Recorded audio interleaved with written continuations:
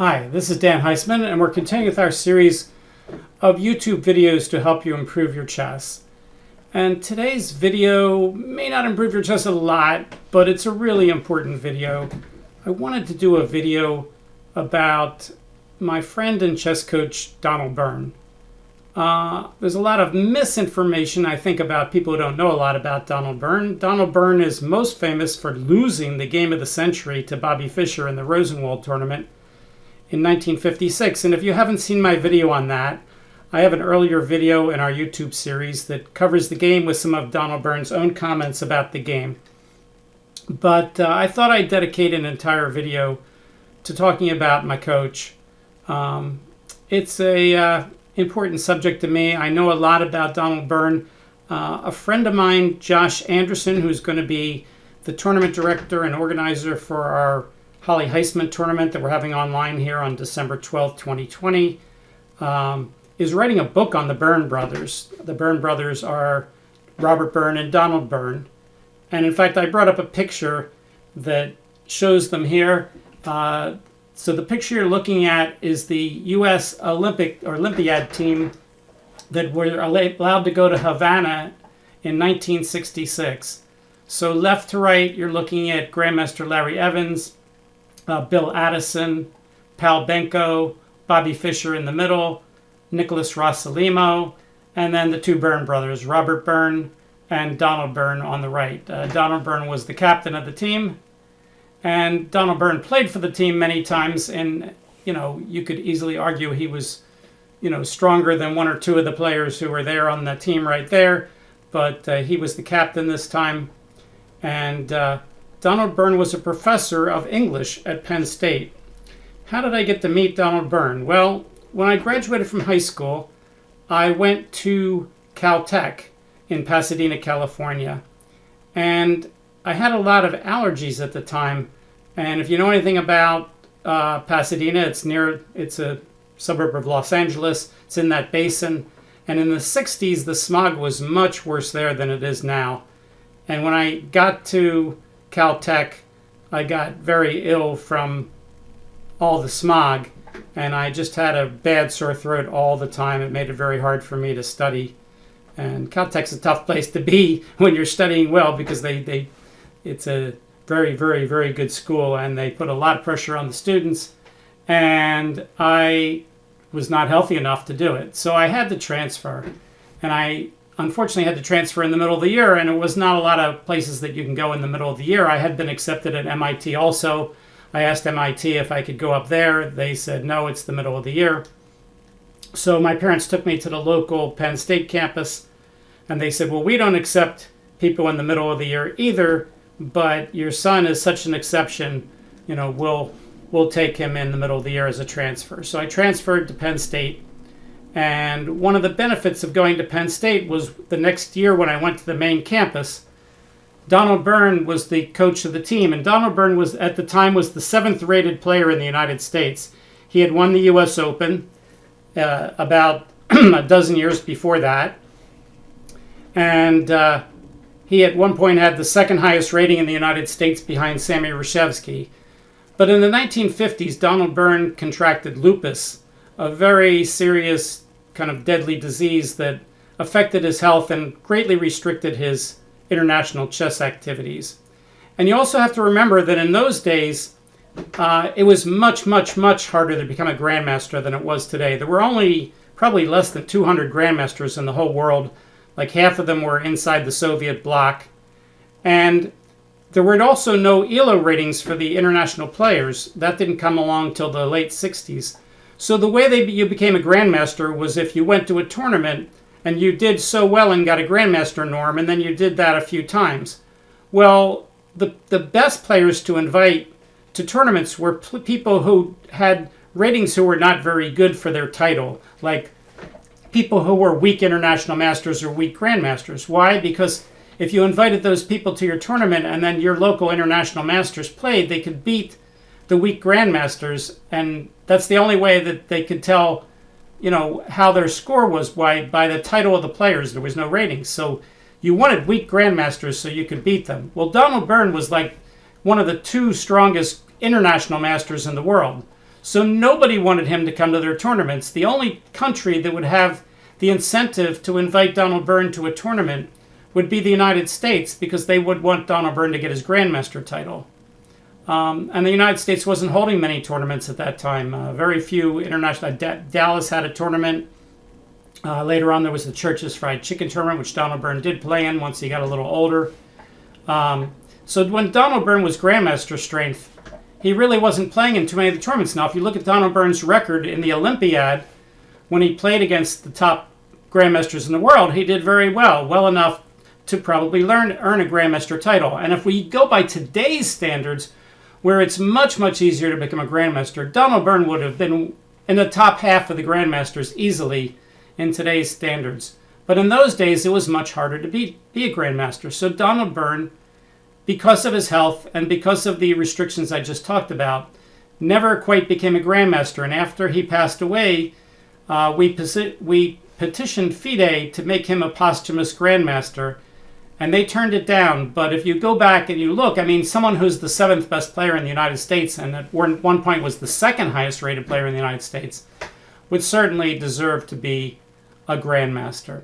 All right, so I transferred to Penn State when I was a sophomore, to the main campus when I was a sophomore, and I joined the team, and I was immediately the highest rated player on Penn State's varsity chess team. And I was not only the highest rated player, but I was a really good student and a mature for my age. And Donald Byrne and I hit it off right away. Donald Byrne was from New York City. I was from the Philadelphia area. We were both kind of East Coast kind of guys. And he recognized right away that I was not only a bright guy, but I was very serious about my chess. And even though I had only just got to campus and I was only a sophomore, by the time we went to the Pan Americans in December, I was made captain of the team. So he had a lot of trust in me, and we really hit it off well. And Donald Byrne would, go over our games with us and talk to us. Donald Byrne was an amazing character. I had several people affect my chess career a lot. Bob Shumsky, who got me involved with tournament chess. Jerry Coker, who was a friend of mine, a couple years older, who taught me a lot about openings and studied with me. Rich Pariseau, who was president of our chess club and did a lot to help me and teach me about chess. And Donald Byrne, because, at Penn State, we just hung out a lot with Professor Byrne. And he would tell us stories. People would ask him, Professor Byrne, what's Bobby Fischer really like? And he would say, Bobby's a heck of a nice guy. And then he would put his hand on his cheek and he'd tilt his head and he'd say, but he's absolutely out of his mind. So, Byrne and Fischer were good friends. Donald Byrne's older brother was Robert Byrne. Robert Byrne was such a good Grandmaster that Robert Byrne made it to the candidates tournament, for the top 8 people in the world to qualify to see who plays against the world champion. And Donald Byrne was considered the better of the two brothers back when they were both young, even though Donald Byrne was the younger of the two brothers. In the early 1950s, Donald Byrne had the higher rating, and he was the better of the two brothers. But by the 1960s, when Donald wasn't playing nearly as much and Robert had become a Grandmaster, then it was generally recognized that Robert was the better Byrne brother. But as I said, my friend Joshua Anderson is writing a book about Robert and Donald Byrne. Hopefully it'll be out sometime by the end of 2021, maybe early 2022. So that's a picture of Donald Byrne. Let's go to his Wikipedia page. It's over here. And I think I contributed to this page a little bit. Donald Byrne. Byrne won the U.S. Open Championship in 1953 in Milwaukee, and around that time achieved the second highest rating in the United States behind Sammy Reshevsky, against whom Byrne had a winning record. He was awarded the IM title by FIDE in 1962, which of course was, 9 years after he won the U.S. Open. So you can see in those days it was much, much harder to get these titles. And Plater captained for the 5 U.S. Olympiad teams between 62 and 72. In 72, he led a team representing Penn State University to the U.S. Amateur Team Championship in Philadelphia. The winning Penn State team consisted of Byrne, Dan Heisman, Steve Wexler, Bill Bickham, and Jim Jochum as the alternate. Byrne's older brother, Grandmaster Robert Byrne, was also a leading player of that time, of course. Okay, so, Donald Byrne had lupus, and he would walk around. Lupus, you want to keep the sun away from you. So he would walk around the campus with a big brown hat he had gotten, I think, in a tournament in South America. Had a very, very wide brim, so he looked a little strange walking around with this giant wide brim. Like, who is this guy with this crazy hat? But it was for health reasons. And Donald Byrne would tell us stories, and he would laugh at his own stories, and he would turn all red, and we couldn't help it. We would all laugh too, because he was laughing so hard, it would make us laugh. Even if the story was only a little bit funny, he was laughing so hard, you couldn't help but laugh. He was just turned all red in the face. He was a brilliant guy, and I actually sat in on one of his English classes one time. I think he was talking about Chaucer, or one of the medieval English writers. It was interesting to sit in on his class. When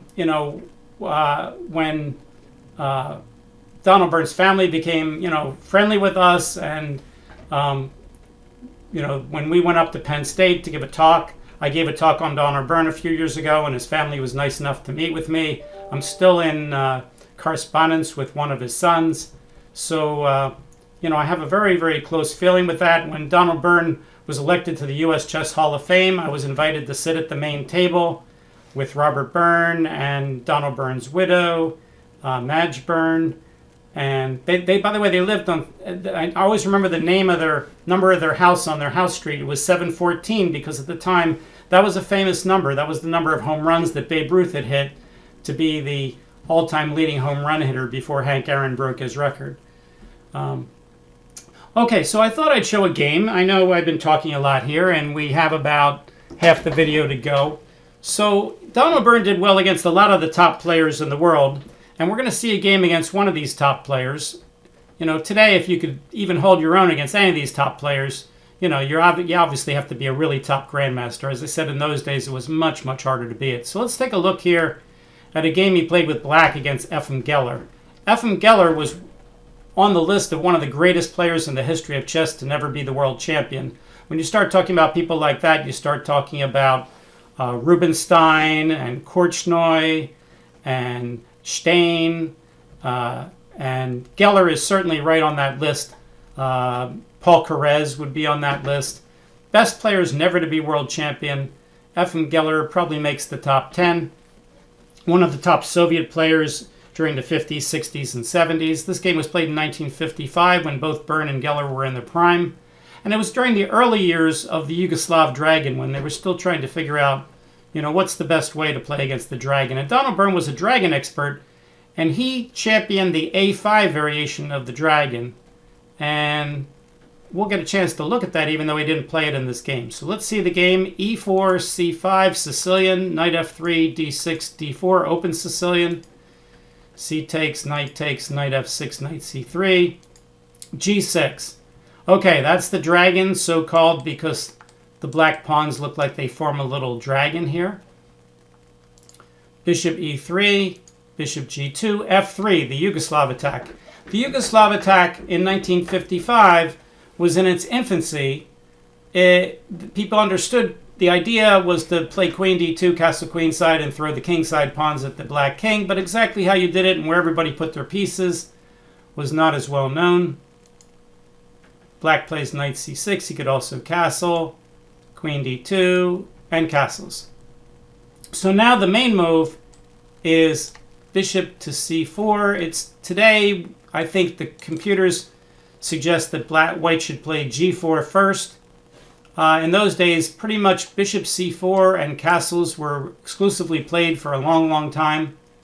It wasn't till much later that, computers helped people realize that g4 might be even more accurate. So Donald Byrne's line involves an early a5. So for instance, I think on bishop c4, Donald Byrne championed playing a5 here, with the idea being if the bishop ever backs to b3, you might have a chance to discombobulate the white pieces so that white has to be careful about castling queenside. That line never really caught on and became, a big line. If you look it up today, the A5 line in the Yugoslav Dragon, it's going to have Donald Byrne's name on it, and it's probably the main opening in chess that has Donald Byrne's name on, but it's not a major opening subline. It's more of a footnote to history these days. All right, so Geller played castle queenside.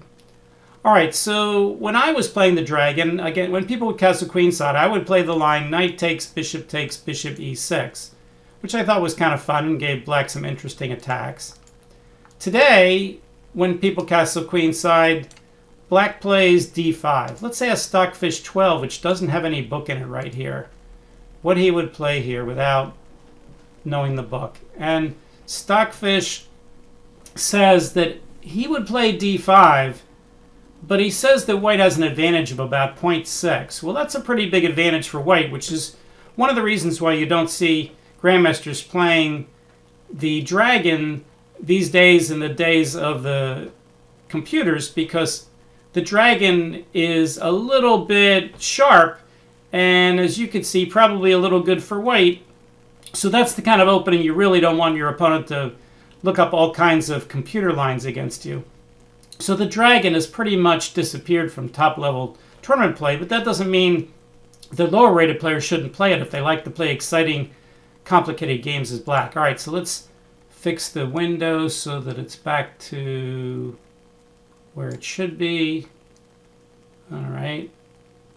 All right, so in this game, Donald Byrne played the provocative move bishop e6, immediately giving up the bishop pair and allowing his pawns to be doubled. Stockfish says that here, white's best move is to just play the obvious knight takes, pawn takes, bishop c4, pitting the pawn to the king. And if black plays queen d7, drop that bishop back. If black tries to get rid of it with knight a5, play e5. And clearly, black can't take because he loses a piece or more, because after queen takes, knight takes, rook takes, he doesn't even have to play rook takes first. He can play bishop takes, pawn check. So black would have to play knight e8, pawn takes pawn, pawn takes pawn, and now start pushing those kingside pawns. h4. Stockfish has white up by about 1.3 pawns here. All right, so let's go back to the game. Geller decided to delay playing knight takes e6. He played king b1, a very useful move in a lot of lines. Byrne puts the rook on the semi-open file, rook c8.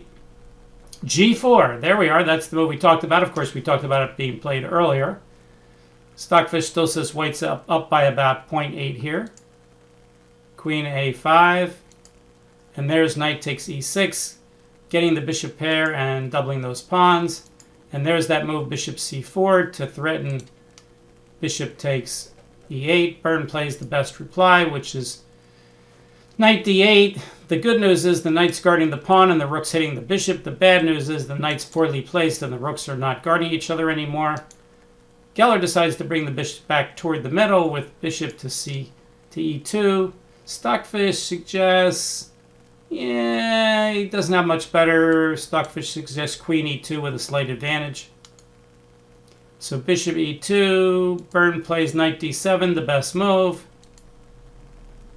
Geller plays bishop d4 to trade bishops, and now the engine thinks that after bishop takes d4, queen takes d4, knight c6, queen d2, that black should play queen e5 with advantage.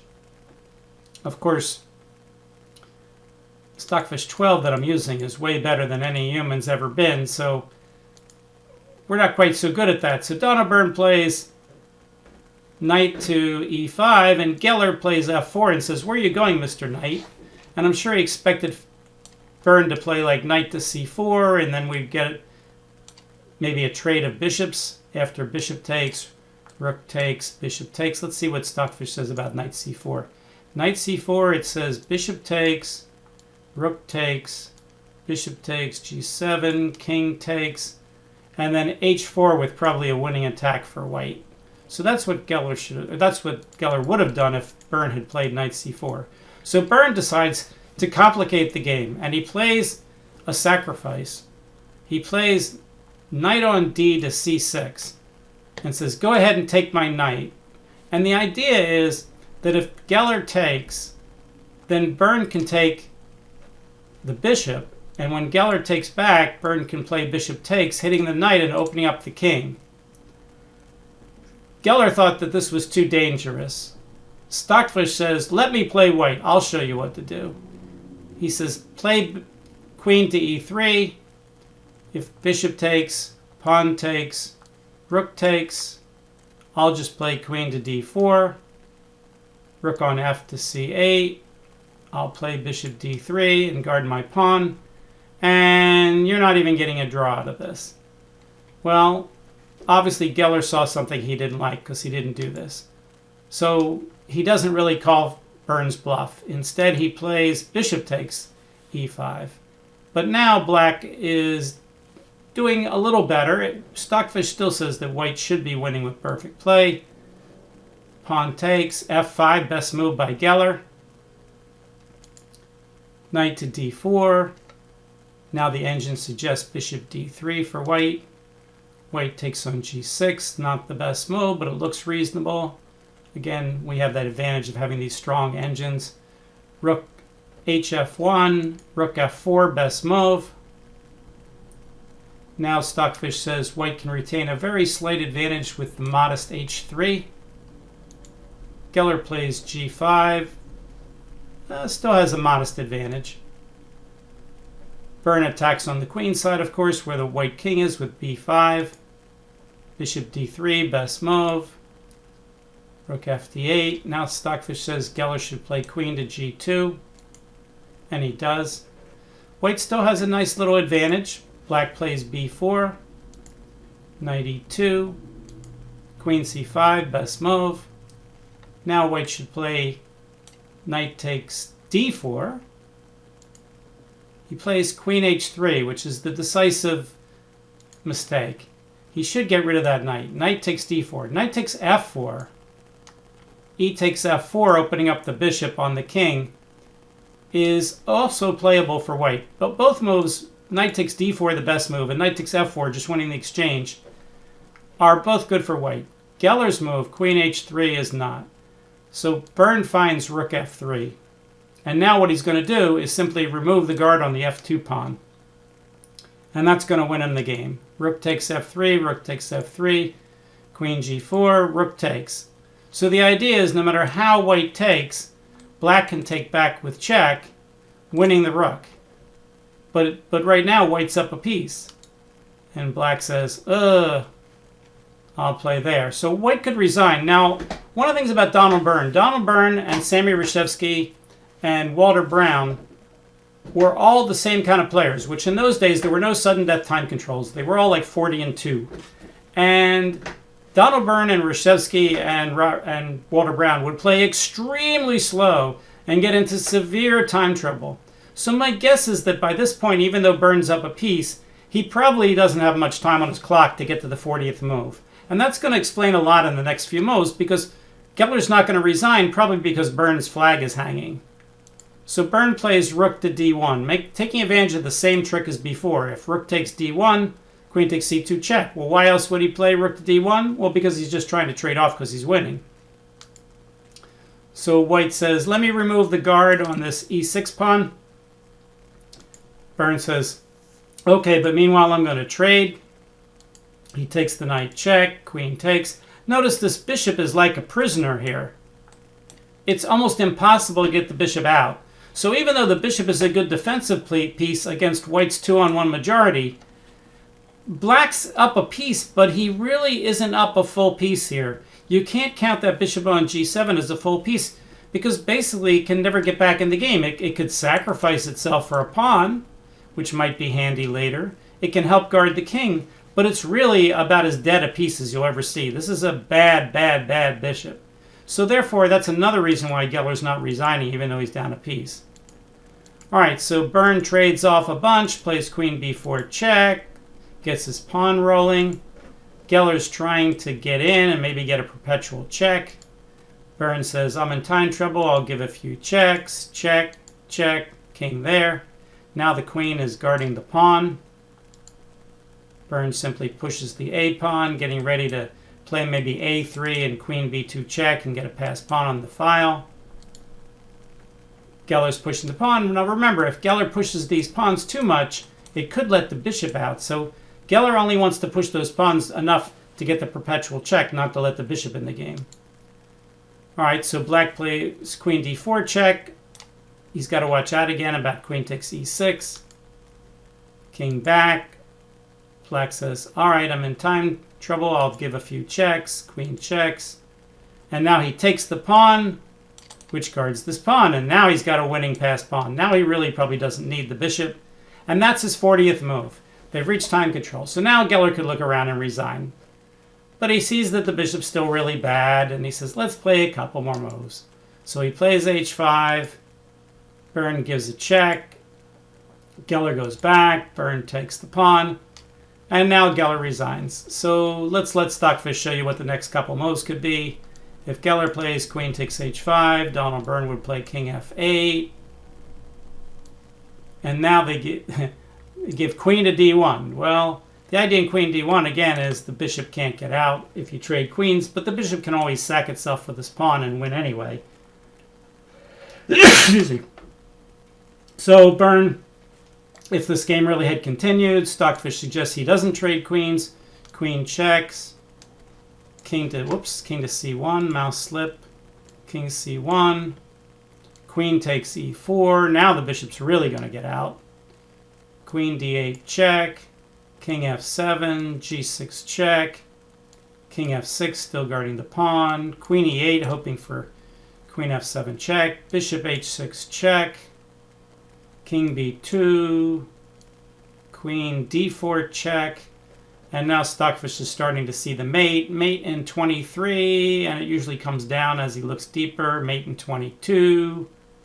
Mate in 13. You get the idea. Anyway, so let's go back to the final position of the game. So this is where Geller resigned before he would play queen takes h5. So Donald Byrne beat Geller. Now, did Donald Byrne have a winning record against all the Soviet players? Of course not. That would have made him like Bobby Fischer and one of the best players in the world. And he was one of the better players in the world. Certainly, as I said, by today's standards, to be a very good grandmaster. But by the 1950s standards, he was right on that borderline of, certainly being good enough to be a grandmaster, but didn't really have enough international tournaments. In those days, all the tournaments were always held in Europe. And nobody wanted to invite Donald Byrne. As I said, if they had used ratings in those days, it would have been such a different story. Then people would have said, oh, we don't mind inviting Donald Byrne. He's got a decent rating.